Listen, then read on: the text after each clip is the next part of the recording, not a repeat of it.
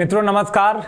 तो जैसा हम लोग जो है काफी दिन से चर्चा कर रहे थे और आप लोगों की बहुत ज्यादा जिज्ञासा थी, आप लोगों के मन में बार बार ये उत्सुकता थी कि नोटिफिकेशन कब आएगा, कब ये समकक्षता का अर्हता का विवाद सॉल्व होगा। और हम आप लोगों को लगातार संतुष्ट कर भी रहे थे, आप लोगों को सही एकदम बात यानी सच्चाई हम लाकर बताने की कोशिश भी कर रहे थे और समझाना। और आप में से बहुत सारे लोगों ने सब मान भी रहे थे कि हाँ सही कह रहे हैं। सब हुआ भी वही।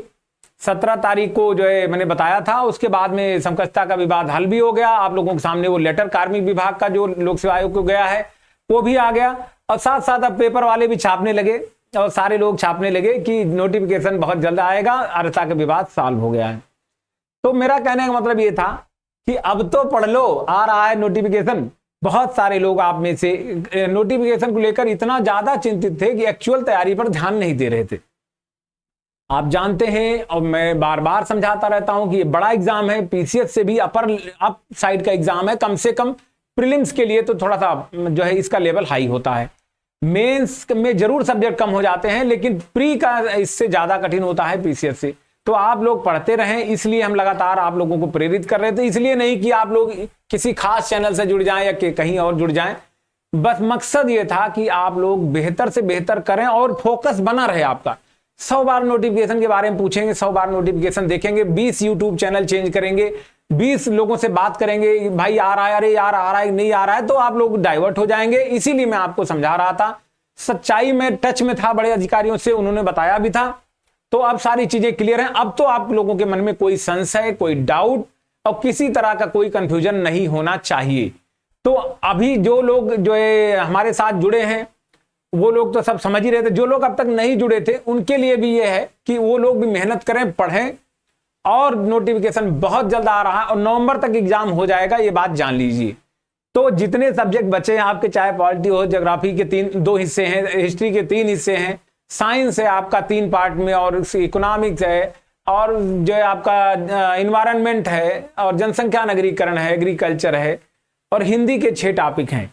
तो इन सभी को जो है चुपचाप पढ़िए। अब मैं डिटेल में एक एक चीज नहीं बताऊंगा कि अब किस दिन लेटर जारी हुआ, सब कुछ आपको पता है, कब ये हुआ, अब क्या बचा है, अब क्या रह गया है। बहुत सारे लोग अभी भी संशय पैदा कर रहे हैं कि अभी फिर से क्वेरी लोक सेवा आयोग कर लेगा, फिर फंस जाएगी वैकेंसी।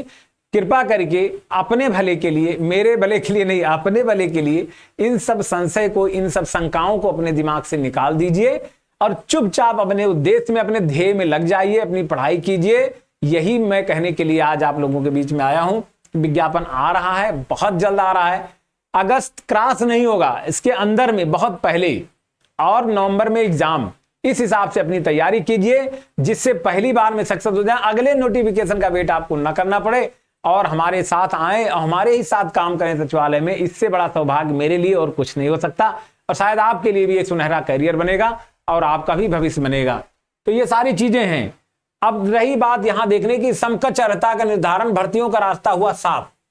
ये चीजें आपने जो है पहले भी बता रहे थे, सेम चीज यहां लिखा हुआ है कि उत्तर प्रदेश लोक सेवा आयोग की भर्तियों में स्नातक की समकक्ष अर्हता को लेकर शासन ने स्थिति स्पष्ट कर दी है।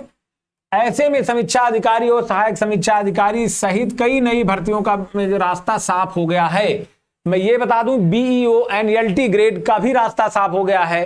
BEO, LT grade and APS all जो है 4 वैकेंसी जिनके बारे में मुझे मालूम है, ये सारी वैकेंसियां 1 बाय 1 आने जा रही हैं। तो आप अच्छे एक सुनहरे करियर बना सकते हैं।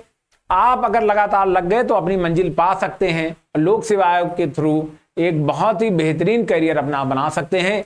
इसी के साथ आप लोगों को मैं जो है आपकी शुभकामनाएं देता हूं एग्जाम के लिए, और धन्यवाद देता हूं कि आप लोग जो है हमारी बात को लगातार फॉलो करते हैं और आगे करते भी रहेंगे, मुझे पूरी उम्मीद है। Thank you very much.